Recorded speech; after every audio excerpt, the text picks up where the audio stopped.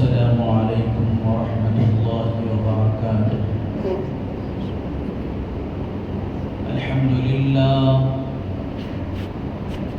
الحمد لله نحمده ونستعينه ونستغفره ونؤمن به ونتوكل عليه ونعوذ بالله من شرور أنفسنا ومن سيئات أعمالنا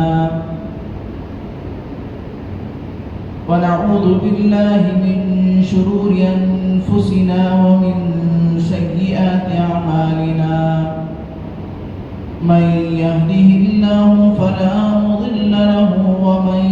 يضلله فلا هادي له ونشهد أن لا إله إلا الله وحده لا شريك له ولا نظير له ولا مشير له ولا وزير له ولا مثل له ولا مثال له ونشهد أن سيدنا وسندنا وحبيبنا وإمامنا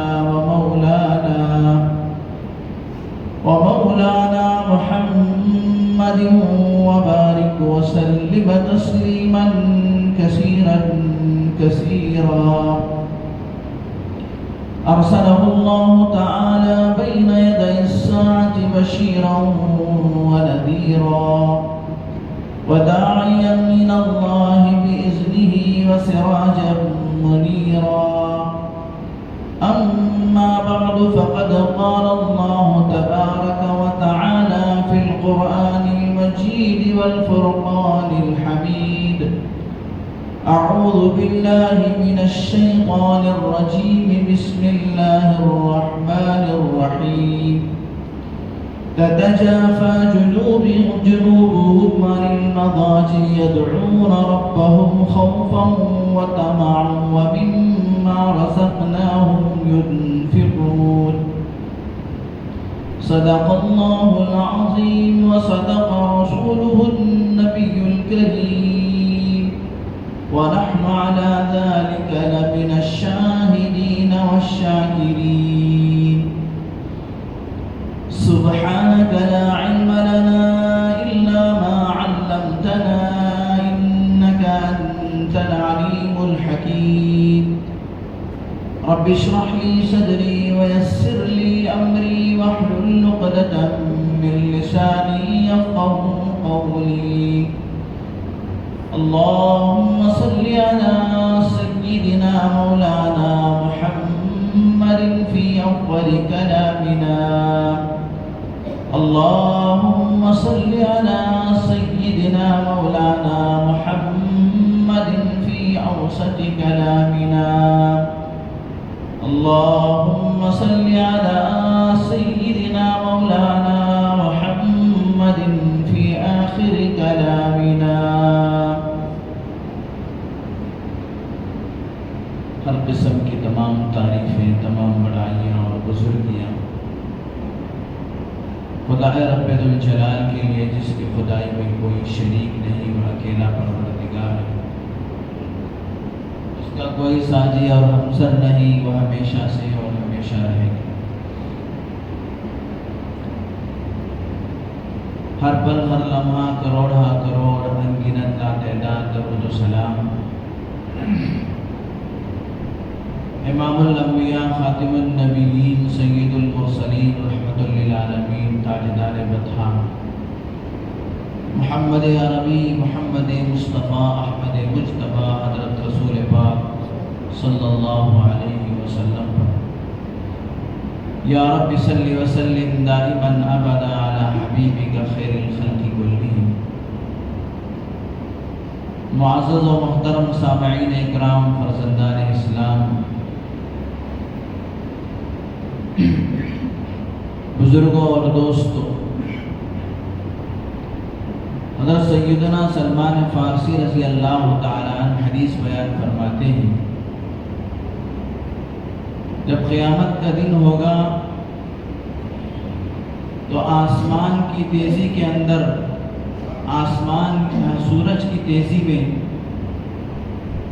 آفتاب کی تیزی میں اور اس کی تپش میں 10 گنا اضافہ ہو جائے گا۔ آج سورج لاکھوں کلومیٹر ہم سے دور ہے، لیکن گرمیوں کی زمانے کی گرمی ہمیں برداشت نہیں ہوتی ہے۔ قیامت کا دن ہوگا تو سورج ایسے محسوس ہوگا کہ ہمارے سروں پہ آ کر کھڑا ہوا ہے۔ لوگ اس سورج کی تپش اور گرمی کی وجہ سے پسینے میں ڈوبے ہوئے ہوں گے، نفسی نفسی کا عالم ہوگا، لوگ پریشان ادھر ادھر بھاگ رہے ہوں گے۔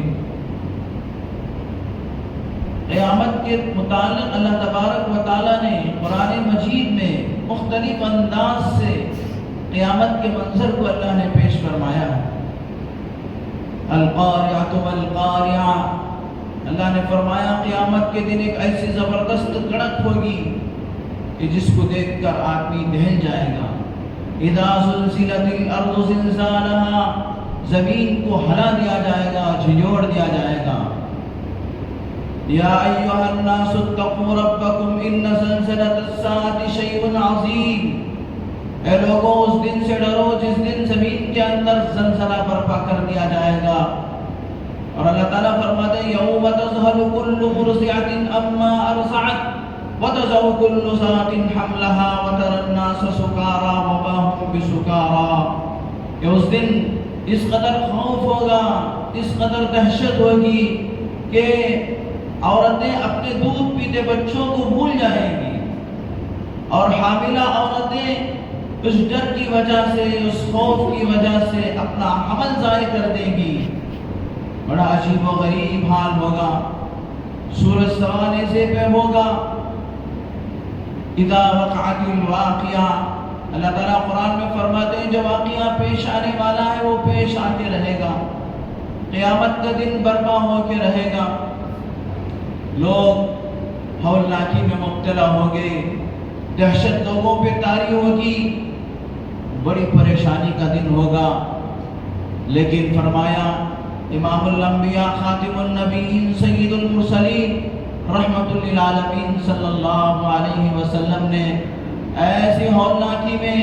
اور ایسے پر تشدد دن کے اندر، جس دن سورج سوانے سے پہ ہوگا، لوگ ہائے ہائے کار مچا رہے ہوں گے، لوگ گرمی پسینے میں شرابور ہوں گے، پسینے کے اندر ڈوبے ہوئے ہوں گے، لیکن 7 قسم کے خوش نصیب ایسے ہوں گے،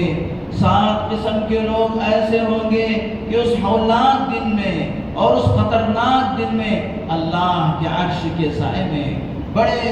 اطمینان کے ساتھ، بڑی خوشی کے ساتھ، بڑے آرام کے ساتھ ہوں گے۔ 7 قسم کے لوگ ہوں گے جو اللہ کے عرش کے سائے میں۔ اس کے علاوہ تمام لوگ گھبراہٹ میں، مصیبت میں اور میرے دوستوں پریشانی میں مبتلا ہوں۔ وہ 7 لوگوں میں سب سے پہلے اللہ کے نبی صلی اللہ علیہ وسلم نے فرمایا، ان 7 لوگوں میں سب سے پہلے امام عادل،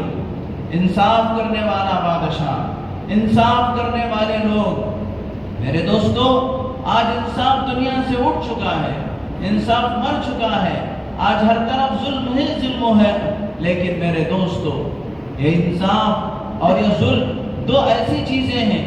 کہ آدمی اگر انصاف کے ساتھ حکومت کرے، انصاف کے ساتھ اپنے گھر کو چلائے، انصاف کے ساتھ اپنے دکان کو چلائے، یہ انصاف صرف کیا ہے حکومتوں ہی کے اندر نہیں ہے، بلکہ ہر معاشرے کے اندر، ہر سوسائٹی کے اندر، گھر کے اندر، دکان کے اندر، کاروبار کے اندر اور میرے دوستوں محکمے کے اندر، ہر جگہ میں انصاف کو لوگ اپنائیں گے۔ انصاف کی وجہ سے اللہ تبارک و تعالی وہ مقام عطا فرمائیں گے جو تہجد سے بھی نہیں مل سکتا، اور صدقہ و خیرات سے بھی نہیں مل سکتا، اور بہت ساری نیکیوں اور بہت ساری عبادتوں کو پیچھے چھوڑ کر انصاف آگے بڑھ جاتا ہے، یہاں تک کہ عرش کا سایہ اسے نصیب ہو جاتا ہے۔ اور اسی کے بالمقابل میرے دوستو ظلم اتنی خطرناک چیز ہے. ظلم کے بارے میں فرمایا آدمی ظلم کو اپنا لیتا ہے تو اس کی تسبیحات، اس کی نمازیں، اس کے سجدے، اس کی عبادتیں، اس کا حج، اس کا عمرہ سب کے سب پیچھے رہ جاتا ہے، اور ظلم کی وجہ سے آدمی آگ کی بھٹی میں بھنا جائے گا.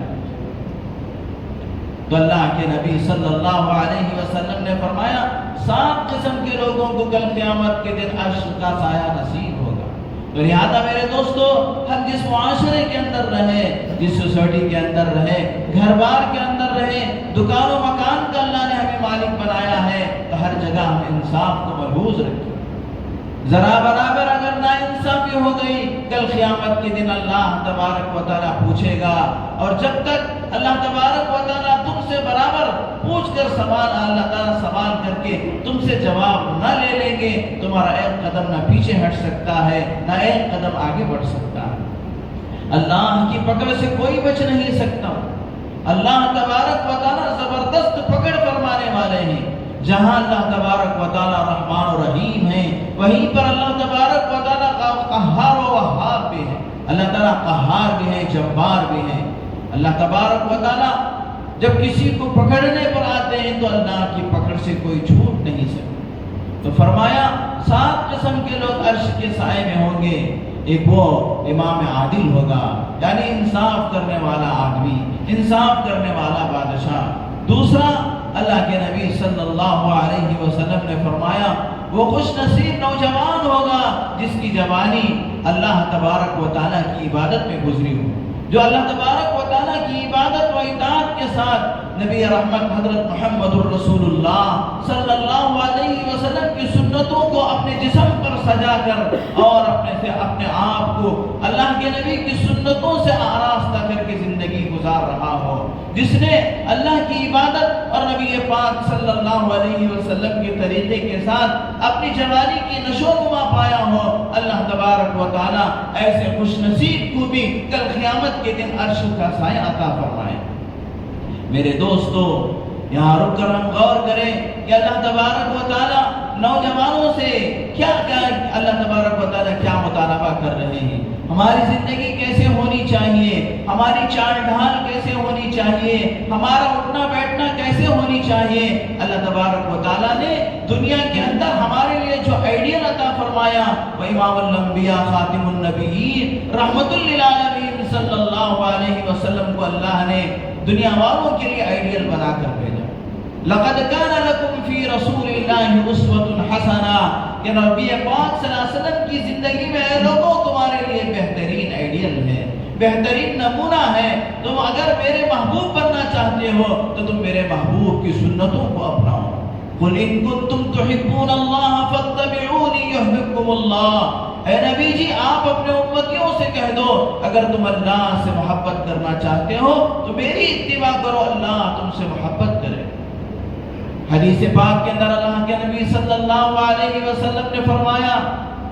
جس نے مجھ سے محبت کیا، جس نے میرے طریقے سے محبت کیا، گویا کہ اس نے مجھ سے محبت کیا. من احب سنتی فقد احبنی ومن احبنی کان معی فی الجنہ. جس نے میرے طریقے سے محبت کیا، میرے اسوے سے محبت کیا، میرے بتائے ہوئے طریقوں سے محبت کیا، گویا کہ اس نے مجھ سے محبت کیا.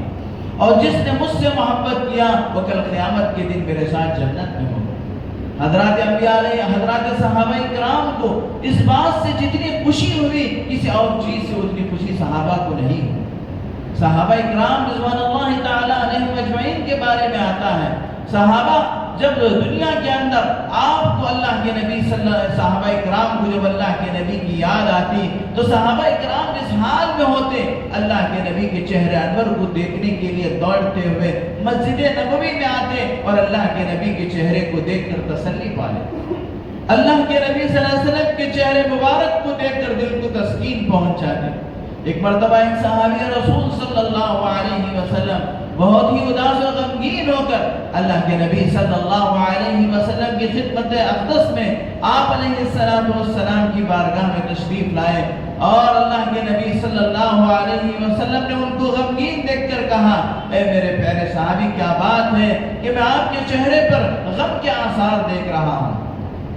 آپ کے اوپر میں اداسگی کے آثار دیکھ رہا ہوں۔ تو صحابی نے کہا اللہ کے رسول قربان جائیے میرے ماں باپ آپ پر، جب آپ مجھے یاد آتے ہیں میں دوڑتے ہوئے آپ کی خدمت میں آتا ہوں، اور میں جب آپ کے چہرے انور کو دیکھ لیتا ہوں میرے تمام غم میرے کافور ہو جاتے ہیں، میرے تمام غم کیا ہے ختم ہو جاتے ہیں۔ جنگ احد کے موقع پر ایک صحابی عورت کا واقعہ کتابوں میں لکھا ہے کہ جب یہ بات مشہور ہو گئی جنگ احد کے موقع پر کہ اللہ کے نبی صلی اللہ علیہ وسلم نعوذ باللہ شہید ہو گئے، تو عورت کو رہا نہیں گیا، وہ اپنے گھر سے گھوڑے پہ بیٹھ کر تیز رفتاری کے ساتھ احد کی طرف جانے لگی۔ راستے میں کسی نے مل کر کسی آدمی نے ملا تو اس نے اس آدمی سے پوچھا کہ میرے آقا کا کیا حال ہے، میرے نبی صلی اللہ علیہ وسلم کس حال میں ہیں؟ تو انہوں نے کہا کہ مجھے نبی صلی اللہ علیہ وسلم کی حالت کا تو پتہ نہیں، لیکن تیرے شوہر شہید ہو گئے، تیرے شوہر کی شہادت ہو گئی۔ اس نے کہا مجھے پہلے اپنے آقا کے بارے میں بتاؤ، مجھے پہلے میرے نبی کے بارے میں بتاؤ۔ چنانچہ وہ عورت آگے بڑھی، آگے بڑھنے کے بعد ایک اور آدمی سے اس کی ملاقات ہوئی، اس نے پوچھا کہ میرے نبی کس حال میں ہیں؟ اس نے کہا کہ مجھے نبی پاک صلی اللہ علیہ وسلم کا پتہ نہیں، لیکن تمہارے بیٹا شہید ہو گئے۔ اس نے کہا مجھے میرے بیٹے کو رہنے دیجئے، سب سے پہلے مجھے میرے آقا کے بارے میں بتاؤ، میرے نبی کے بارے میں بتاؤ۔ چنانچہ میرے دوست آگے بڑھتی ہے تو خبر ملتی ہے کہ تمہارے بھائی شہید ہو گئے، اور پھر آگے بڑھتی ہے تو اس طریقے سے میرے دوستو وہ تمام چیزوں کی پرواہ کیے بغیر آگے بڑھتی ہے، اور آگے بڑھنے کے بعد جب پتہ چلتا ہے کہ اللہ کے نبی صلی اللہ علیہ وسلم باحیات ہیں تو وہ کہتی ہے عربی اشعار کے اندر، نبی پاک صلی اللہ علیہ وسلم کے چہرے کو دیکھنے کے بعد آپ علیہ السلام کے باحیات ہونے کی خبر سننے کے بعد سارے کے سارے غم میرے ہلکے ہو جاتے ہیں۔ اللہ کے نبی صلی اللہ علیہ وسلم سے اس قدر صحابہ کرام کو محبت تھی تو وہ صحابی اللہ کے نبی سے کہے کہ اللہ کے رسول جب مجھے آپ یاد آتے ہیں تو میرا دل مچل جاتا ہے، میں آپ کی خدمت میں حاضر ہو جاتا ہوں، اور آپ کو دیکھ کر میں اپنے دل کی تسکین اور اپنے دل کو سکون پہنچ جاتا ہوں۔ لیکن مجھے اس بات کا خیال جب ہونے لگا کہ کل قیامت کے دن آپ اللہ کے محبوب ہیں، نبیوں کے سردار ہیں، آپ کا مقام بہت اونچا ہوگا، لیکن اگر ہم قیامت کے دن آخرت میں آپ کو دیکھنا چاہیں تو آپ کا تو مقام بہت اونچا ہے، اور ہمارا مقام آپ کے مقابلے میں بہت نیچے ہوگا، تو ہم آپ کو کیسے دیکھ پائیں گے؟ اس تصور سے میرا دل غمگین ہو گیا، میرے چہرے پہ غم کے آثار نمودار ہو گئے، میں پریشان ہو گیا کہ میں کیا کروں، کل قیامت کے دن اگر میرے آقا کو میں دیکھنا ہے تو میں کیا کر سکتا ہوں۔ اللہ کے نبی صلی اللہ علیہ وسلم کچھ دیر خاموش رہے، اس کے بعد حضرت جبرائیل علیہ السلام یہی حدیث جو میں نے آپ کے سامنے پڑھا، من احب سنتی فقد احبنی ومن احبنی کان معی فی الجنہ، کہ اللہ تبارک و تعالیٰ گویا کہ اللہ کے نبی کے زبانی امت کو یہ خوشخبری سنا دی، آپ کے چہنے والوں کو، آپ سے محبت کرنے والوں کو، آپ سے عقیدت رکھنے والوں کو اللہ تبارک و تعالیٰ نے یہ خوشخبری سنا دیا، جو میرے محبوب کے کاموں سے، جو میرے محبوب کی سنتوں سے محبت کرے گا وہ کل گویا کہ اللہ کے نبی سے محبت کرے گا، اور جو اللہ کے نبی سے محبت کرے گا کل قیامت کے دن جنت میں وہ اللہ کے نبی صلی اللہ علیہ وسلم کے ساتھ ہوگا۔ جب بھی وہ اللہ کے نبی کو دیکھنے کا ارادہ کرے گا تو اللہ تبارک و تعالیٰ نبی کا چہرہ اس کے سامنے کر دیں گے، نبی کے سامنے وہ ہو جائے گا۔ چنانچہ میرے دوستو حدیث پاک کے اندر اللہ کے نبی نے فرمایا کل قیامت کے ہولناکی میں جو لوگ عرش کے سائے میں ہوں گے، دوسرا آدمی وہ ہوگا جس نے اللہ تبارک و تعالیٰ کی عبادت نبی پاک صلی اللہ علیہ وسلم کی سنتوں کے مطابق اپنی جوانی کو گزارا ہوگا۔ شاب نشأ فی عبادت اللہ، ایسا نوجوان جو اللہ کی عبادت اور اللہ کے نبی کے طریقے میں پروان چڑھا ہو، جس کی جوانی اللہ کے نبی صلی اللہ علیہ وسلم کے طریقے پر، جس کی جوانی اللہ تبارک و تعالیٰ کے احکام پر گزری ہوگی، وہ نوجوان کل قیامت کے دن عرش کے سائے میں ہوگا۔ تیسرا وہ آدمی جس کے بارے میں اللہ کے نبی صلی اللہ علیہ وسلم نے فرمایا کہ کل قیامت کے دن عرش کے سائے میں ہوگا، جو اللہ تبارک و تعالیٰ ہی کی وجہ وجہ سے کسی سے محبت کرے اور اللہ ہی کی وجہ سے کسی سے بغض اور عداوت رکھے۔ کیا مطلب ہے کہ کوئی آدمی تہجد گزار ہے، نمازی ہے، روزے دار ہے اور نیک ہے اور اللہ تبارک و تعالیٰ کے احکام پہ چلنے والا ہے، اگرچہ کہ اس سے کوئی رشتہ داری نہیں ہے، وہ اپنا کوئی رشتہ دار نہیں ہے، لیکن اس کی نیکی کی وجہ سے وہ اس سے محبت کرتا ہے، اس کی دینداری کی وجہ سے، اس کی صوم و صلات کی پابندی کی وجہ سے، اس کے اللہ تبارک و تعالیٰ سے محبت کی وجہ سے وہ محبت کرتا ہے۔ اور اپنا بیٹا ہی کیوں نہ ہو، اگر وہ نماز چھوڑ دیتا ہے اس سے باپ ناراض ہو جاتا ہے، تو اللہ کا حکم توڑ رہا ہے، گویا کہ تو میرے نزدیک کیا ہے، تو میرے نزدیک محبوب نہیں ہے۔ اللہ کا حکم توڑ رہا ہے، اگرچہ کہ بیٹا ہی کیوں نہ ہو، بیٹی ہی کیوں نہ ہو، بیوی ہی کیوں نہ ہو، اور اس وجہ سے اس سے ناراض ہے، یہ اللہ کا حکم توڑ رہا ہے۔ میرے دوستو، یہاں پر رک کر ہم سوچیں، اگر کوئی باپ اس طرح اپنے بچوں کی تربیت کرے تو وہ بچے کیوں دیندار نہیں بنیں گے، کیوں نمازی نہیں بنیں گے، کیوں اللہ تبارک و تعالیٰ کے احکام پر چلنے والے نہیں بنیں گے۔ آج ہم اپنے بچوں کو لاڑ و پیار میں نماز چھوڑ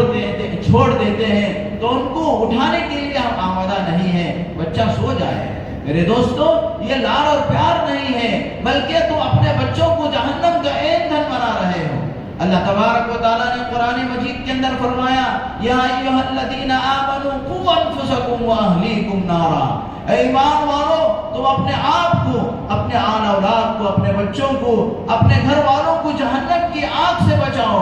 جہنم کی جو آگ کو اللہ تبارک و تعالیٰ بھڑکائیں گے اور اسے تپائیں گے، اس کے جو شعلے بنائیں گے، اللہ تبارک و تعالیٰ قرآن مجید کے اندر فرماتے ہیں جہنم کی آگ کو ہم انسانوں کے ذریعے سے دہکائیں گے۔ میرے دوستو، آج ہم لوگ دیکھتے ہیں دنیا کے حالات، کہیں لوگوں کو جلا دیا جاتا ہے، کہیں لوگوں کے اوپر ظلم ہوتا ہے، تو ہم کیا ہے، اس پر افسوس کرتے ہیں۔ سوڈان کے اندر جو ہو رہا ہے، میرے دوستو، قیامت کی علامتوں میں سے ایک علامت ہے۔ اللہ کے نبی صلی اللہ علیہ وسلم نے فرمایا، قرب قیامت آپس میں مسلمان ایسے لڑ پڑیں گے کہ ایک دوسرے کے قاتل ہو جائیں گے، ایک دوسرے کے دشمن ہو جائیں گے، ایک دوسرے کے جان کے دشمن بن جائیں گے۔ آج میرے دوستو، سوڈان کے اندر کیا ہو رہا ہے؟ مسلمانوں میں آپسی جنگ ہو رہی ہے، جلا دیا جا رہا ہے اور زندہ ان لوگوں کو درگور کر دیا جا رہا ہے، زمین میں گاڑ دیا جا رہا ہے، اتنی دور، اور یہ ملک ہم سے بہت دور، لیکن وہ حالات، وہ منظر کو جب ہم دیکھتے ہیں تو کلیجہ منہ کو آ جاتا ہے اور صحیح سے ان منظروں کو دیکھ بھی نہیں سکتے، ان چیزوں کو دیکھ بھی نہیں سکتے۔ میرے دوستو، ذرا غور کریں، اگر ہماری اولاد نماز چھوڑے گی، اللہ کی نافرمانی کرے گی، اللہ تبارک و تعالیٰ کے احکام سے منہ موڑے گی، کل قیامت کے دن ان کو جہنم کی آگ میں جلایا جائے گا، جہنم کی آگ کو ان سے بھڑکایا جائے گا اور جہنم کے شعلوں کو ان کے ذریعے سے بلند کیا جائے گا۔ تو میرے دوستو، کس قدر ہمیں افسوس ہوگا۔ لیکن میرے دوستو، اس وقت کے آنے سے پہلے آج ہمارے پاس موقع ہے کہ ہم اپنے اولاد کی اچھی تربیت کریں، ان کو نماز کا پابند بنائیں، ان کو روزے کا پابند بنائیں، ان کو اخلاق سکھائیں، ان کی تربیت کریں۔ میرے دوستو، ایک بزرگ سے ایک آدمی نے کہا کہ حضرت، ہماری اولاد ہماری بات نہیں مانتی۔ مختصر سا سوال ہے کہ ہماری اولاد ہماری بات نہیں مانتی۔ اس بزرگ نے بہت ہی آسانی کے ساتھ جواب دیا، تو اللہ اور اس کے رسول کی بات نہیں مانا تو تیری اولاد تیری بات نہیں مانی۔ آج ہم اللہ اور اس کے رسول کی نہیں مان رہے ہیں، رونا اس کا رو رہے ہیں کہ ہماری اولاد ہماری نہیں مان رہی ہے۔ اللہ اور اس کے رسول کی بات یہ ہے کہ تم اپنے اولاد کی اچھی تربیت کرو، ان کو نماز کا پابند بناؤ۔ تم نے اس بات کو نہیں مانا، لاڑ و پیار کے اندر تم نے ان کو سلایا، فجر کی نماز سے محروم کرا دیا، لاڑ و پیار میں ان کو تم نے اخلاق نہیں سکھائے۔ آج جو رونا رو رہے ہیں وہ تمہارے ہاتھوں کی کمائی ہے، تم نے اپنے بچوں کو اپنے ہاتھوں سے برباد کیا ہے۔ تم نے اللہ اور اس کے رسول کی اگر مانتے، بچوں کی صحیح تربیت کرتے، اللہ کے نبی صلی اللہ علیہ وسلم نے صحیح بخاری کے اندر فرمایا ہے، جب بچہ 7 سال کا ہو جائے تو اسے نماز کا حکم کرو۔ جب بچہ اور بچوں کو عادت ڈالنے کے لیے اپنے ساتھ جب وہ چلنے لگے، جب کچھ بات چیت کرنے لگے، تو بچوں کو اپنے ساتھ مسجد لے جاؤ، مسجد کا عادی بناؤ۔ اور جب بچہ بات کرنے لگے سب سے پہلے اسے اللہ کا نام سکھاؤ۔ آج میرے دوستو ہم ڈیڈی ممی یہ ساری چیزیں سکھاتے ہیں، اور میرے دوستو تھوڑا انگلش بچہ بات کر لیتا ہے تو پھولے نہیں سماتے، میرا بچہ یہ کہہ دیا، میرا بچہ وہ کہہ دیا۔ میرے دوستو اس میں کامیابی نہیں ہے۔ آپ کے بچے کی سب سے پہلی بول اللہ ہونی چاہیے، اور آپ اپنے بچے کو بچپن ہی سے اللہ سے کنیکشن کرانی چاہیے۔ اللہ کے رسول کے بارے میں بچوں کو، چھوٹے چھوٹے بچوں، آپ یہ نہ سمجھے کہ یہ چھوٹے بچے ہیں، لیکن آج بچوں کے اندر اس قدر اللہ تبارک و تعالی نے جاذبیت رکھا ہے، بچے اس قدر ایکسپٹ کرتے ہیں کہ ماں موبائل چلاتی ہے تو چھوٹا دودھ پینے والا بچہ بھی موبائل آپریٹنگ کرتا ہے۔ تعجب ہو جاتے ہیں آپ کہ بچے کو آپ موبائل دے دو وہ اپنے مطلب کی چیز کا ڈرون نکال لیتا ہے، کیونکہ بچے بہت ساری چیزیں ماں باپ کو دیکھ کر سیکھتے ہیں۔ کہنے سے تعلق نہیں ہے، پڑھانے سے تعلق نہیں ہے، استاد اور ٹیچر سے کوئی تعلق نہیں ہے۔ ماں جو کرتی ہے وہ بچے کرتے ہیں، باپ جو کرتا ہے وہ بچے کرتے ہیں۔ ماں اگر مصلی بچھا کر نماز پڑھتی ہے تو 2-2.5 سال کی بچی بازو میں کھڑے ہو کر نماز پڑھنے لگتی ہے۔ باپ ٹوپی پہن کر بسم اللہ بول کر دسترخوان بچھا کر کھانا کھاتا ہے۔ قسم خدا کی اس کے بچے کے اندر بھی، چھوٹے سے چھوٹے بچے کے اندر بھی وہی عادت پڑتی ہے۔ تو اللہ کے نبی صلی اللہ علیہ وسلم نے فرمایا اللہ کے لیے دوستی کرنا اور اللہ کے لیے دشمنی کرنا مطلب یہ ہے کہ اللہ کے لیے کسی سے محبت ہو کہ یہ اللہ کا بندہ ہے، یہ نیکوکار ہے، یہ دیندار ہے، اس سے میرا تعلق ہونی چاہیے، اور میرا بیٹا ہی کیوں نہ ہو اگر وہ نہ اللہ کی نافرمانی کرتا ہے 1-2 دن کے لیے اس سے بول چھوڑ دینی ہے، بات کرنا چھوڑ دینا ہے اور کہنا ہے کہ تو اللہ کی نافرمانی کر رہا ہے اس لیے میں تجھ سے بات نہیں کروں گا۔ تربیت کرنا ہے، اولاد کی تربیت ہماری ذمہ داری ہے، ورنہ میرے دوستو کل کو ہم خون کے آنسو روئیں گے اپنے بچوں کی وجہ سے، ہم شرمندہ ہوں گے، سر جھکا کر چلنے پہ مجبور ہو جائیں گے، بچوں کی کرتوتوں کی وجہ سے، بچوں کی حماقت کی وجہ سے، بچوں کی بے ترتیبی کی وجہ سے۔ میرے دوستو آج بہت سارے ماں باپ خون کے آنسو رو رہے ہیں، وہی کہہ رہے ہیں کہ کیوں یہ بچہ پیدا ہوا، کیوں یہ میرے بچے ایسے ہو گئے۔ میرے دوستو یہ ہمارا ہی بگاڑ ہے، ہم نے ہی اپنے ہاتھوں سے بگاڑا ہے۔ تو تیسرا وہ ہے جو اللہ کے لیے محبت کرے، اللہ کے لیے دشمنی کرے۔ چوتھے نمبر پر جس کو کل قیامت کے دن اللہ تبارک و تعالی عرش کا سایہ نصیب فرمائیں گے، وہ آدمی ہے جس کا دل مسجد سے اٹکا ہوا ہو۔ اللہ اکبر، جس کا دل مسجد سے اٹکا ہوا ہو۔ آج میرے دوست ہم دیکھتے ہیں ابھی جمعہ کی نماز ہوگی، سلام پھرنے کے بعد پوری مسجد خالی ہو جائے گی، کیا مسجد سے ہمارا دل اٹکا ہے؟ بازاروں میں ہم مبتلا ہیں، دکان میں ہمارا دل اٹکا ہوا ہے، کاروبار میں ہمارا دل اٹکا ہوا ہے، جبکہ میرے دوستو ہماری خلقت اور ہماری پیدائش کا مقصد اللہ تبارک و تعالی قرآن مجید کے اندر صاف طور پر بیان فرماتے ہیں، وَمَا خَلَقْتُ الْجِنَّ وَالْإِنسَ إِلَّا لِيَعْبُدُونَ، کہ ہم نے جنات اور انسان کو ہماری اپنی عبادت کے لیے پیدا کیا، اور ہم نے اس کی روزی کا نظام اس کے دنیا میں آنے سے پہلے پورا طے کر دیا۔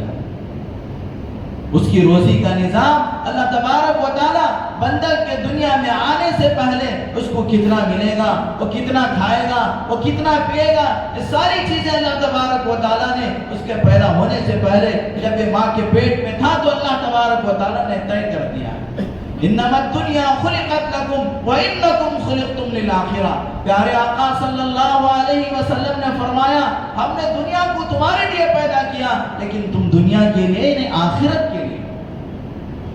اب تو میرے دوستو مسئلہ ہی الٹا ہو گیا ہے، ہمیں سوچ رکھے ہیں کہ کمائیں گے نہیں تو کیسے کھائیں گے، محنت کریں گے نہیں تو کیسے کیا کھائیں گے۔ بے شک میرے دوستو محنت کرنا ہے، کمانا ہے، اس کا مطلب یہ نہیں ہے کہ تم نمازیں ہی چھوڑ دو، اللہ کے احکام ہی چھوڑ دو۔ اللہ نے 5 وقت کی جو نماز فرض کیا ہے میرے دوستو اس کو چھوڑ کر آپ جتنا بھی کمائیں گے قسم خدا کی آپ کی کمائی میں برکت نہیں ہوگی،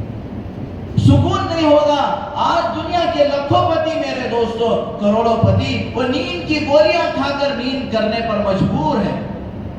وہ لوگ کروٹیں بدل کر رات گزارنے پہ مجبور ہیں، اس لیے کہ سکون وہ اللہ تبارک و تعالیٰ نے اپنے ذکر کے اندر رکھا ہے، نمازوں کے اندر رکھا ہے۔ رکھا ہے، دینداری کے اندر رکھا ہے، قرآن کے اندر رکھا ہے۔ الا بذکر اللہ تطمئن القلوب، اللہ تبارک و تعالیٰ نے اپنے ذکر کے اندر دلوں کا سکون رکھا ہے۔ تھوڑا تم ایک آدھ گھنٹہ نکال کر صبح میں یا شام میں مسجد کے اندر باوضو ہو کر قبلہ رخ ہو کر اللہ کی بڑائی بیان کر کے دیکھو، دل کو کتنا سکون ملتا ہے۔ اللہ کے نبی حضرت محمد الرسول اللہ صلی اللہ علیہ وسلم پر درود پڑھ کے دیکھو، دل کو کتنا سکون ملتا ہے۔ اور اللہ آپ کے کام کیسے بنا دیتے ہیں، سلوٹوں میں اللہ تبارک و تعالیٰ درود کی برکت سے، استغفار کی برکت سے اور اللہ کی یاد کی برکت سے تمہارے کام کو اللہ تبارک و تعالیٰ بنا دیتا ہے۔ کاموں کا بنانے والا، بگاڑنے والا اللہ ہے، لہذا اس اللہ کو تم بنائے بغیر تو اپنے آپ سے اگر کام کو بنانے لگ جاؤ گے تو پریشان ہو جاؤ گے، پریشانی کے سوا تمہیں کوئی چیز نہیں ملے گی۔ لہذا اللہ تبارک و تعالیٰ سے لو لگانا، اللہ کے گھروں سے ہمارا تعلق جوڑنا، اللہ کے نبی حضرت محمد الرسول اللہ صلی اللہ علیہ وسلم نے فرمایا وہ مرد مومن جس کا دل مسجد کے اندر اٹکا ہوا ہوگا، مسجد سے باہر نکلا پھر بار بار وقت دیکھ رہا ہے کہ عصر کا وقت کب ہونے والا ہے، کہیں ایسا تو نہیں کہ اذان ہو گئی، جماعت کھڑی ہو گئی اور میں دنیا میں مبتلا ہو گیا، میں دنیا میں مصروف ہو گیا، بار بار گھڑی کی طرف نگاہ کر رہا ہے، کہیں ایسا تو نہیں کہ میری مغرب فوت ہو جائے، میری مغرب کی تکبیر اولیٰ فوت ہو جائے، کہیں عشاء میری نہ نکل جائے۔ میرے دوستو، مطلب یہ ہے کہ مسجد سے باہر نکلا ہے کسی ضرورت کے واسطے، لیکن پوری توجہ اور پورا دل مسجد کی طرف ہے، نماز کی طرف ہے اور اللہ تبارک و تعالیٰ کے منادی کی طرف ہے کہ کب مسجد کا مؤذن اذان دے گا اور کب میں اللہ کی بارگاہ میں جا کر اس کی کبریائی اور بڑائی کی میں صداقت کروں اور اللہ تبارک و تعالیٰ کے سامنے میں اس کی سچائی بیان کروں۔ یہ آدمی کے ایک مسلمان، ایک ایمان والا انتظار میں رہتا ہے۔ اسی لیے بزرگ نے فرمایا مسجد مومن کے لیے ایسی ہے، مسجد مومن کے لیے ایسی ہے جسے مچھلی کے لیے پانی جب مچھلی جب پانی میں جاتی ہے اسے سکون ملتا ہے، اسے راحت ملتی ہے اور وہ اپنی زندگی اسی پانی کے اندر محسوس کرتی ہے۔ بچے وہ چھوٹی نظم پڑھتے ہیں، مچھلی جل کی رانی ہے جیون اس کا پانی ہے،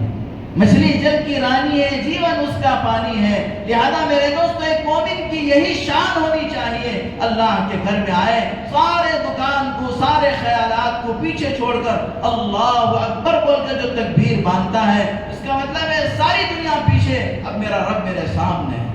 میرا پروردگار میرے سامنے، اس تصور کے ساتھ تکبیر باندھنا ہے۔ اس تکبیر کو تکبیر تحریمہ کہا جاتا ہے۔ کیا مطلب ہے؟ اب یہ تکبیر کہنے کے بعد دنیا کا خیال آنا حرام ہے اور کھانا پینا حرام ہے اور چیزوں کا خیال آنا حرام ہے، یہ تکبیر تحریمہ ہے۔ اب صرف خیال آئے گا تو اللہ کا خیال آئے گا، اللہ کی بڑائی کا خیال آئے گا، اللہ تبارک و تعالیٰ کی پاکی کا خیال آئے گا۔ اب خیال آئے گا تو قرآن کا خیال آئے گا، اب خیال آئے گا تو آخرت کا خیال آئے گا۔ اسی لیے فرمایا جب مومن رکعت باندھ کے کھڑا ہوتا ہے تو اس کی نگاہیں سجدے کی طرف ہونی چاہیے،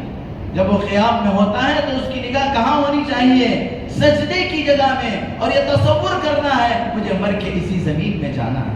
منہا خلقناکم وفیہا نعیدکم ومنہا نخرجکم تارۃ اخری، اللہ نے مجھے اسی مٹی سے پیدا کیا ہے، مر کر مجھے اسی مٹی میں جانا ہے، کل قیامت کے دن اللہ اسی مٹی سے مجھے زندہ فرمائیں گے۔ اس خیال کے ساتھ قیام کرنا ہے، اور جب رکوع میں جائے گا تو آدمی کی نگاہ اس کے انگوٹھوں پر ہونی چاہیے اور یہ خیال ہونی چاہیے جب مروں گا تو میرے سب سے پہلے انگوٹھے باندھ دیے جائیں گے، میرے انگوٹھے باندھ دیے جائیں گے۔ چنانچہ میرے دوستو، اور اسی طریقے سے فرمایا جب بندہ سجدے میں جاتا ہے تو اس کی نگاہ اس کی ناک پر ہونی چاہیے، کیونکہ جب انسان کے مرنے کے بعد اسے دفن کیا جاتا ہے، اسے قبر میں رکھا جاتا ہے، جو اس کے اعضاء میں سب سے پہلے گلنے اور سڑنے والی چیز ہے وہ اس کی ناک، کیونکہ آدمی دنیا میں اسی ناک کی وجہ سے پیلس گراؤنڈ میں شادی کرتا ہے، کروڑوں خرچ کرتا ہے، ناک کا مسئلہ ہے۔ بھئی میری شان ہونی چاہیے، میری ناک ہونی چاہیے۔ اللہ تبارک و تعالیٰ خبر میں جانے کے بعد سب سے پہلے اسی ناک کو ختم کرتے ہیں۔ تو تو نے لوگوں کو جو دھوکہ دیا تھا، دھوکہ دڑی کر کے جو مال جمع کیا تھا اور بڑی شان کے ساتھ جو شادی کیا تھا، اسی ناک کی وجہ سے آج تیرے جسم کے اندر سب سے پہلے تیری ناک کو ہم برباد کریں گے۔ میرے دوستو، یہ خیال ہونی چاہیے سجدے میں۔ اور فرمایا جب آدمی قاعدے میں بیٹھتا ہے تو گود کے اندر، گود میں اس کی آنکھیں ہونی چاہیے، اور یہ تصور کرنا ہے کہ جب میں دنیا سے جاؤں گا تو خالی ہاتھ، خالی گود جاؤں گا، کوئی میرے ساتھ نہیں آئے گا۔ تو میرے دوستو، مسجد سے ہمارا تعلق ہو، مسجد سے ہمارا کیا ہے، ایسا تعلق ہو کہ مسجد سے نکلنے کے بعد دوبارہ ہم مسجد میں آئیں جب تک ہمیں سکون نہ ملے۔ تو بزرگ نے فرمایا مومن کے لیے مسجد ایسی ہے جیسے مچھلی کے لیے پانی، اور منافق، گنہگار، فاسق و فاجر کے لیے مسجد ایسی ہے جیسے پرندے کے لیے پنجرا۔ آپ ایک طوطے کو لے کر آئے، اس کو سونے کے پنجرے میں رکھا، لیکن وہ پرندہ اسی انتظار میں رہتا ہے، وہ طوطا اسی انتظار میں رہتا ہے کب اس کا دروازہ کھلے اور میں کب اڑ کر بھاگ جاؤں۔ آپ سونے کے پنجرے میں اتنی شان مسجد جس کے اندر پنکھے ہیں، قالین بچھے ہوئے ہیں، آپ کے گھر سے بھی بہترین ہے، اللہ کا گھر ہے، لیکن آپ کو یہاں سکون نہیں آ رہا ہے۔ آپ یہاں ایک 4 رکعت نماز اطمینان سے پڑھے، آپ کو نہیں ہو رہا ہے۔ کیوں؟ اس لیے کہ فاسق کے لیے، فاجر کے لیے، گنہگار کے لیے مسجد ایسی ہے جیسے پرندے کے لیے پنجرا۔ کیا بہترین مثال ہے۔ سمجھنے والوں کے لیے میرے دوستوں اشارے میں بہت سارا سبق سیکھ لیتے ہیں، لیکن نہ سمجھو کے لیے آپ جتنی بات بولے وہ کہے گا کہ اللہ نے 2 کان بھی تو دیے ہیں، ایک سننے کے لیے، دوسرا چھوڑنے کے لیے۔ ابھی ہم سن رہے ہیں، اب مسجد سے باہر جائیں گے تو دوسرے کان سے سب کے سب چھوڑ دیں گے اور جھاڑ کر کیا ہے اپنے گھروں کو، اپنے دکانوں کو، اپنے مکانوں کو چلے جائیں گے۔ پھر جب عصر کا وقت آئے گا تو وہی جو 2-4 سب کے مصلی ہیں وہی باقی رہ جائیں گے۔ ہم تو جمعہ ادا کر لیے، اللہ پر بہت بڑا احسان کر دیے، یہ ہمارے لیے بہت کافی ہے۔ میرے دوستو، جب قیامت کا منظر قائم ہوگا، جب اللہ تبارک و تعالیٰ کے سامنے حضوری ہوگی، جب اللہ کو اپنا چہرہ دکھانا ہوگا، تو میرے دوستو پتہ چلے گا کہ ہم نے کیا کیا گل کھلائے ہیں، اور ہم نے اللہ تبارک و تعالیٰ کو کتنا دھوکہ دیے یا ہم خود کتنا دھوکہ کھائے۔ یہ دنیا کی زندگی ہم لوگوں کو رنگ رنگیریوں میں بسا کر کس قدر اللہ سے دور کر دی ہے، اور کس قدر ہم اللہ سے غافل ہو گئے، یہ بات کا پتہ ہمیں اس وقت چلے گا جب کیا ہے میرے دوستو، جب جان افس منصری سے جا چکی ہوگی، اس وقت کا افسوس کرنا کوئی کام نہیں آئے گا۔ اس لیے میرے دوستو، ہم اس بات کے پابند بن جائیں کہ ہمارے اندر اللہ کے احکام آ جائے، نبی کا طریقہ آ جائے اور اچھی زندگی گزار کر جانے لگے۔ اور اسی طریقے سے میرے دوستو، ابھی جو ہمارے ملک کے اندر جو الیکشن ہو رہا ہے، بہار کا الیکشن، یہ بہت اہم ہے، اس لیے کہ اب اس وقت کیا ہے، جمہوریت ختم ہو رہی ہے، فرقہ پرست لوگ سر اٹھا کر مسلمانوں کو ختم کرنے اور ان کو نیست نابود کرنے کے عزم حوصلے بنا چکے ہیں۔ لیکن میرے دوستو، یہ بات تو طے ہے کہ اللہ تبارک و تعالیٰ دنیا کو اس وقت تک باقی رکھیں گے جب تک ایک بھی اللہ اللہ کہنے والا ہو۔ لیکن ہماری حکمت عملی کے طور پر ہم کیا ہے، دعائیں بھی کرنا ہے، اللہ سے مانگنا بھی ہے۔ اور ہمارے جو یہاں پر لوگ، بہت سارے لوگ بہار کے لوگ ہیں جو کام کر رہے ہیں۔ ابھی ہم نے سنا کہ بہت سارے دکانداروں نے، مالکوں نے، دکان کے مالکوں نے اپنے لوگوں کو بہار بھیج کر ووٹ کی قیمت، ووٹ کی اہمیت کے لیے انہوں نے بہار بھیجا تاکہ وہ الیکشن کے اندر صحیح لوگوں کو ووٹ کر کے جمہوریت کو جتانے کی کوشش کریں۔ ابھی جو 11 تاریخ کا الیکشن ہے، اس کے لیے بھی بہت سارے کیا ہیں ہمارے بہار کے بھائی یہاں پر رہتے ہیں۔ درخواست میری یہ ہے جو مالکان سے، جو دکان کے مالکان ہیں اور ذمہ داران ہیں، وہ لوگ کیا ہے ان کو ووٹ ڈلوانے کی کوشش کرے، جیسے ہو سکتا ہے۔ اس سے پہلے بھی آپ لوگوں نے ایسا کیا تھا، اور اس اللہ تبارک و تعالیٰ پر ساری کوششیں ہماری کرنے کے بعد امید اللہ کی ذات پر ہونی چاہیے، اللہ کے فیصلوں پر راضی رہنا چاہیے۔ لیکن اللہ تبارک و تعالیٰ نے ہمیں جن چیزوں کا مکلف بنایا ہے، ان چیزوں کو تو ہم کرنا ہی کرنا ہے۔ لہذا میرے دوستو، ایک تو ہے دعا کریں کہ اللہ تبارک و تعالیٰ ملک کے حالات کو درست فرمائے۔ اگر میرے دوستو اس الیکشن کے اندر اگر گھوٹالا ہوگا، اس الیکشن کے اندر ووٹ چوری ہوگی، تو ممکن ہے کہ جیسے بنگلہ دیش اور نیپال کے جو حالات ہوئے وہ حالات ہمارے ملک ہندوستان میں آ سکتے ہیں اور بالخصوص بہار کے اندر آ سکتے ہیں. اس لیے میرے دوستو دعائیں کریں کہ اللہ تبارک و تعالی ہمارے ملک کے ساتھ خیر و عافیت کا معاملہ فرمائے. دوسرے نمبر پر جو ہمارے یہاں پر باشندگان بہار بس رہے ہیں ان لوگوں کا پورے طور پر ہم ووٹنگ کرانے اور الیکشن کرانے کی کوشش کریں. باقی اللہ کے حوالے ہے. اللہ جو چاہتے ہیں وہ کرتے ہیں اور اللہ جو بھی کرتے ہیں اس کے اندر ہمارے لیے خیر ہوگا. وآخر دعوانا الحمدللہ رب العالمین.